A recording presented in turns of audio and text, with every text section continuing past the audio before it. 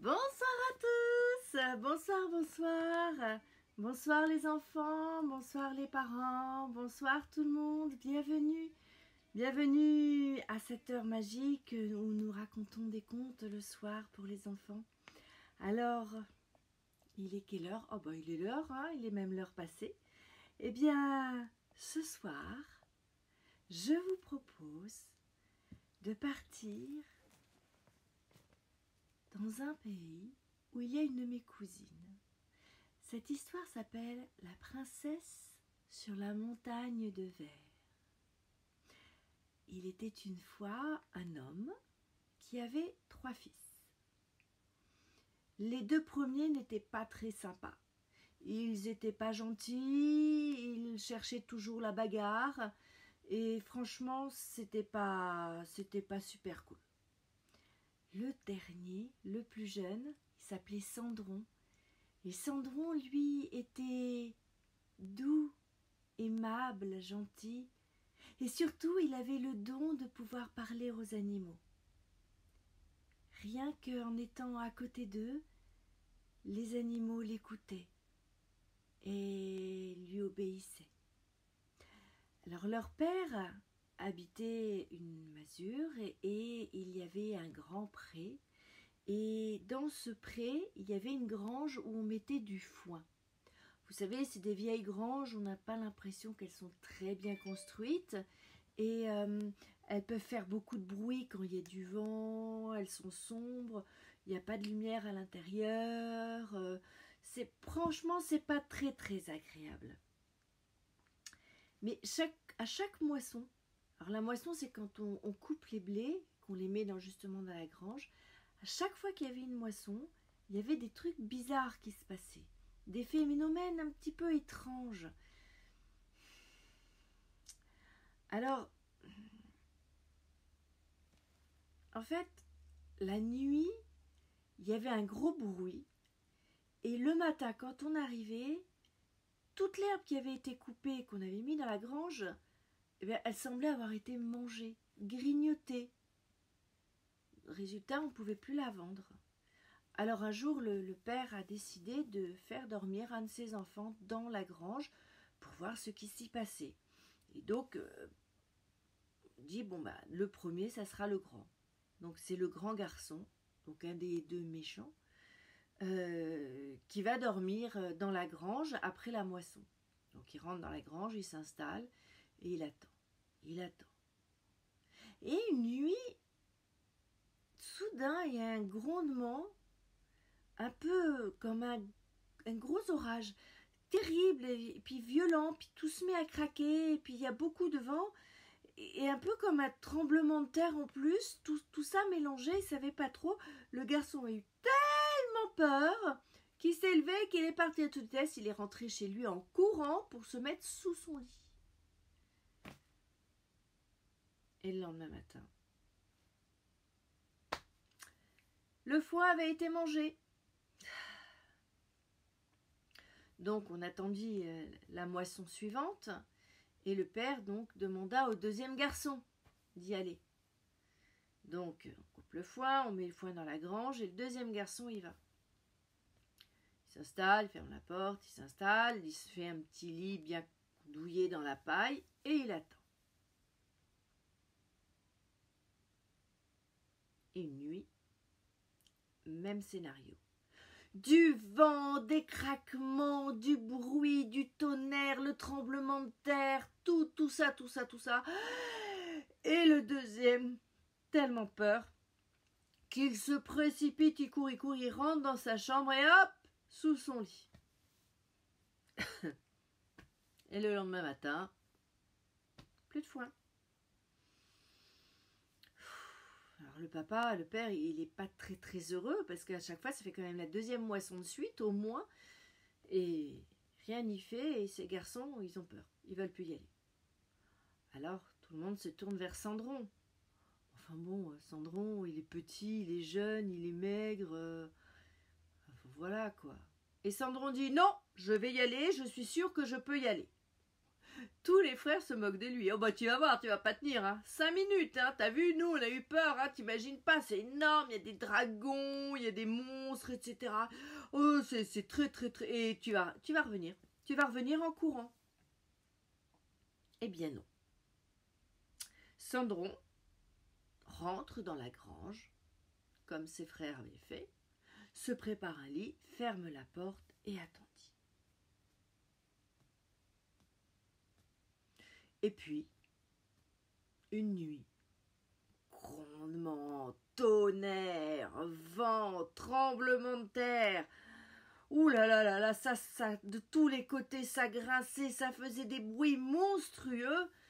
Cendron n'était pas très rassuré, mais il se dit, bah,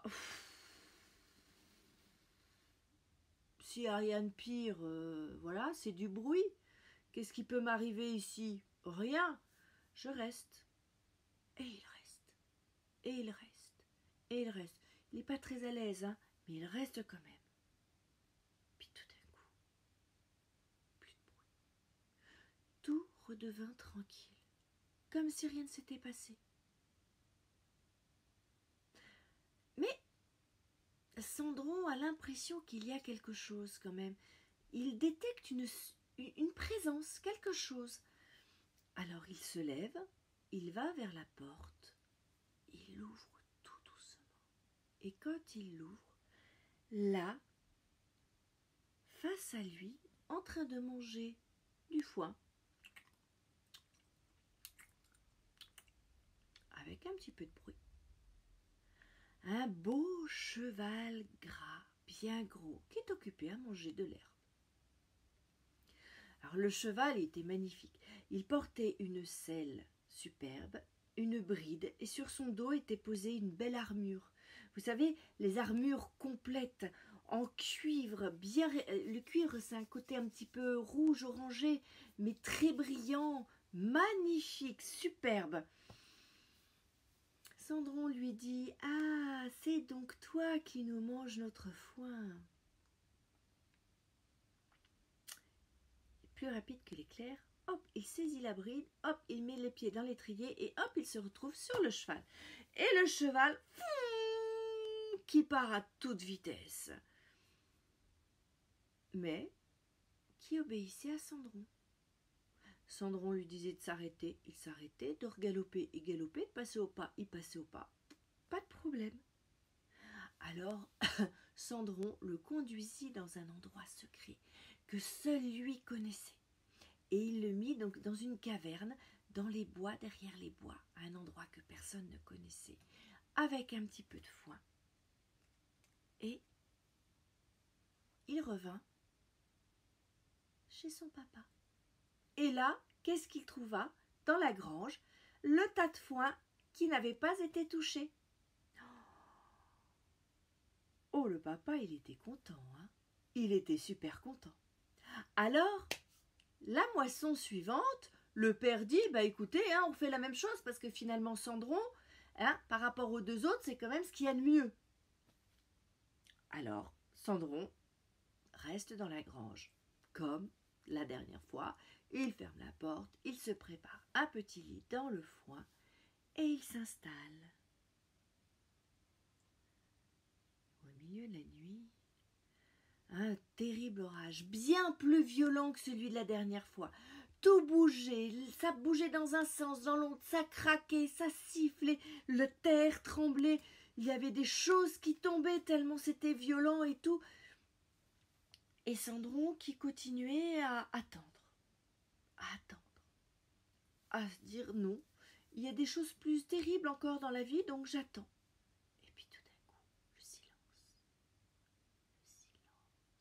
Et toujours cette impression étrange qu'il y avait quelqu'un ou quelque chose derrière la porte.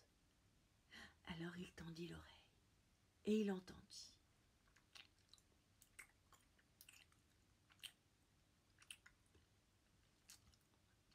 Alors, tout doucement, il ouvre la porte, pensant trouver son premier cheval. Eh bien non, ce n'était pas son premier cheval. Il y avait un autre cheval, encore plus grand, encore plus beau et encore plus plus gros que le précédent. Et sur son dos, il y avait une armure complète, mais au lieu d'être en cuivre, cette fois-ci, elle était en argent. En argent. Alors, hop, il saisit la bride, il monte sur le cheval et qui part au galop, au galop, au galop, mais qui lui obéit. Et quand Cendron lui demande de s'arrêter, il s'arrête. Et quand Cendron lui demande de galoper, il galope.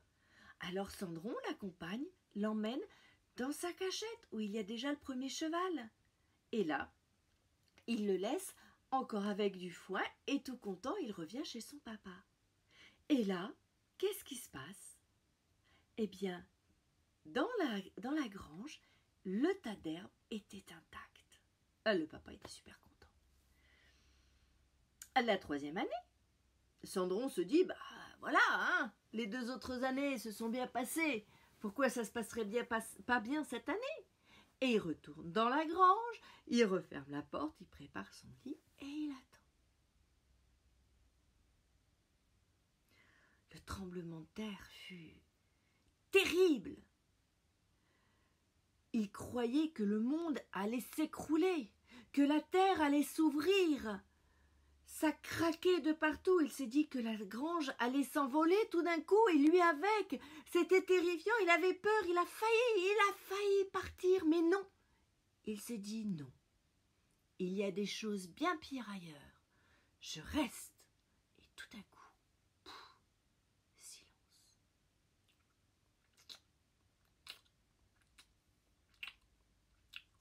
Et ce bruit de mastication. Alors, tout content, il se lève, il se dit, ah, ça va être encore un cheval.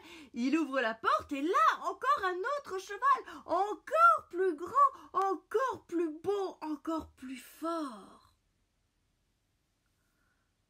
Et sur sa selle, une armure complète, mais complète, hein, en or. Alors Cendron attrape la bride, monte sur le cheval et galope, galope, galope. Et le cheval qui lui obéit, même s'il est grand et fort, il lui obéit. Cendron lui demande de s'arrêter, il s'arrête. Cendron lui demande de galoper, il galope. Alors Cendron décide de l'emmener là où il y a les 2 autres chevaux. Et il le laisse là. Et quand il revient chez son père, l'herbe est toujours là. Il s'avéra que le roi de ce royaume avait une fille très belle, magnifique. Pas aussi belle que moi, mais très belle quand même. Et il y avait beaucoup de personnes et beaucoup de jeunes gens qui voulaient l'épouser. Le roi décida alors d'organiser un grand tournoi. Et celui qui gagnerait le tournoi pourrait épouser sa fille et donc aurait la moitié de son royaume. Mais pour cela, il fallait gagner le tournoi et surtout, il fallait réussir à grimper au sommet de la montagne de verre qui s'élevait près de son palais. Il y avait une montagne tout en verre et en haut un trône. La princesse devait s'asseoir sur ce trône et donc il fallait qu'il y ait un de ses prétendants qui arrive à cheval à monter jusqu'à elle.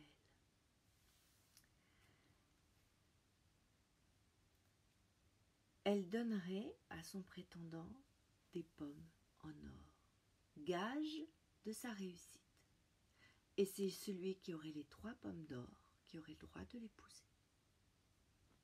C'était simple, clair et net. Le jour du tournoi arriva, tous les grands chevaliers du royaume se sont arrivés, préparés, il y avait des chevaux, il y avait des tentes, il y avait beaucoup d'effervescence, ça criait, ça rigolait, ça buvait, ça chantait, mais tous étaient très stressés pour arriver à avoir la possibilité de monter cette montagne de verre.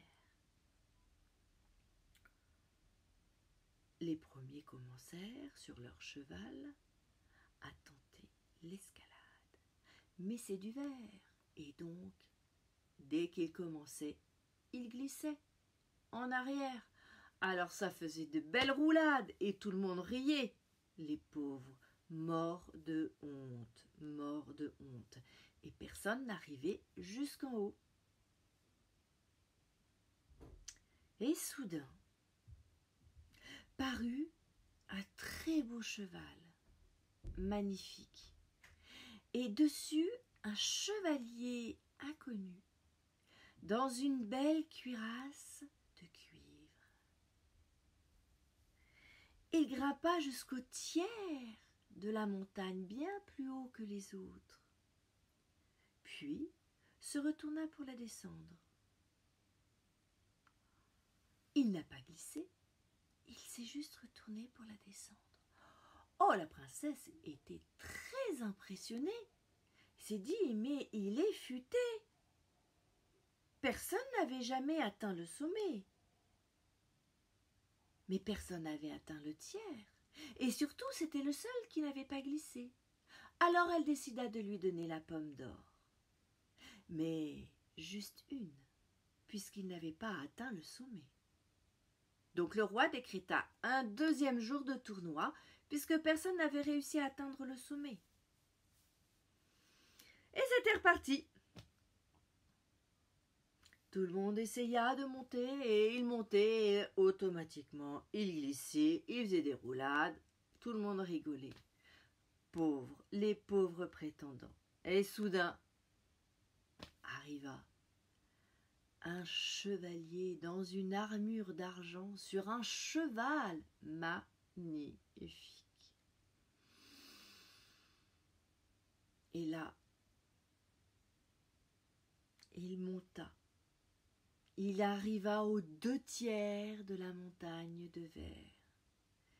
Puis il se retourna et redescendit. Il ne glissa pas, il ne fit pas de roulade. La princesse fut tellement impressionnée une seconde fois qu'elle lui lança la deuxième pomme d'or. Mais personne n'était encore arrivé jusqu'en haut, donc il y eut un troisième jour.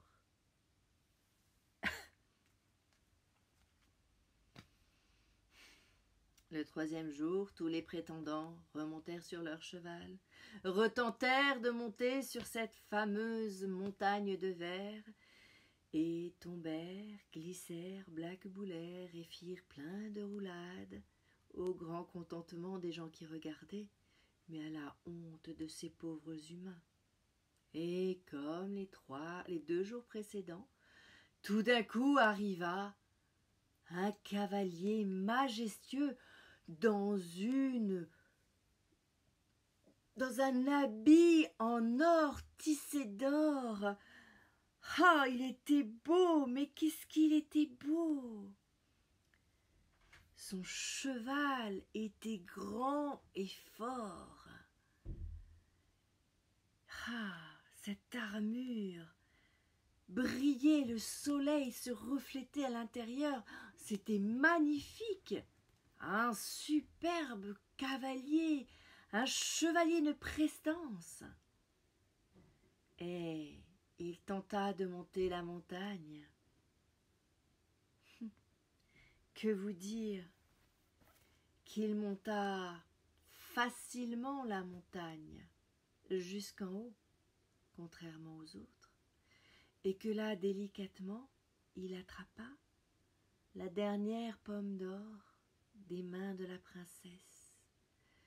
Et la princesse le regarda et tomba tout de suite amoureuse. Oh, qu'il était beau dans cette belle armure, mais qu'il était beau.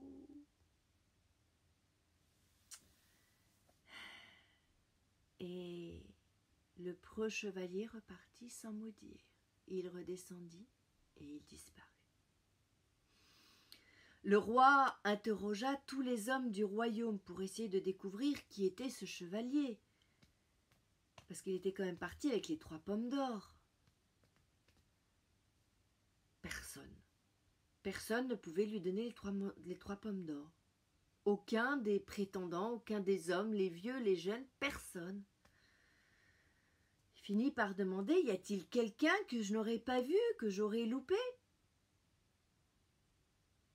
Les frères de Cendron parlèrent de lui, mais bon, en disant qu'il était trop misérable. De toute façon, il était enfermé dans la grange pour surveiller le foin. Donc ça pouvait pas être lui. Le roi dit « Mais amenez-le-moi quand même, je veux le voir ».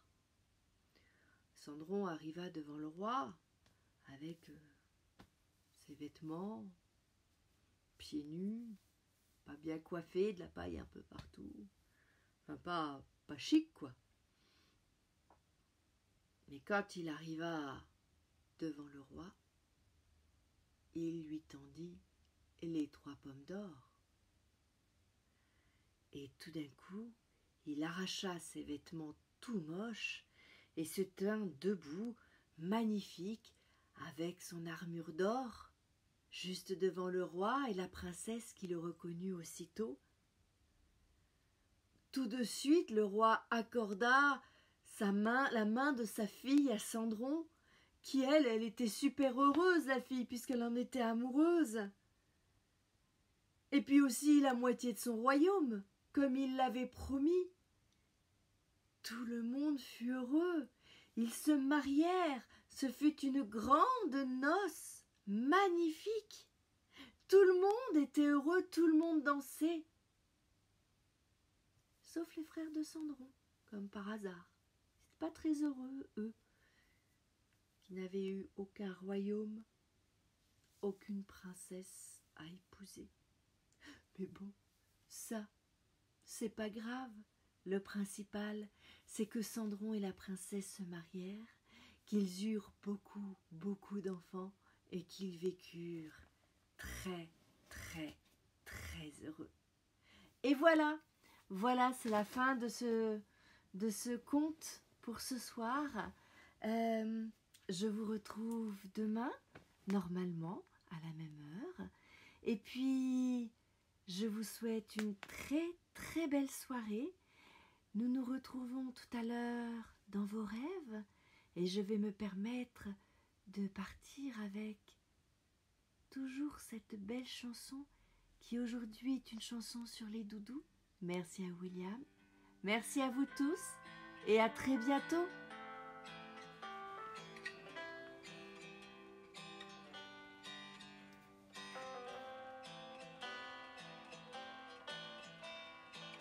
J'aime mon doudou, je lui dis tout ce que j'ai aimé dans la journée et aussi tout ce que j'ai pas aimé. J'aime mon doudou, je lui dis tous mes chagrins qui me sont arrivés et aussi quand j'ai bien rigolé.